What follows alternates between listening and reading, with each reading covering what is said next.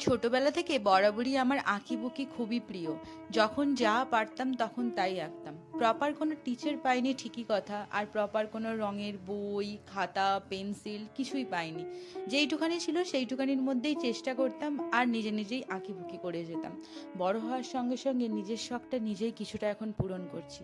যখন যেটা আঁকার প্রয়োজন লাগে বা যখন যেটা ইচ্ছে করে করতে, আমি সঙ্গে সঙ্গে সেটা করার চেষ্টা করি।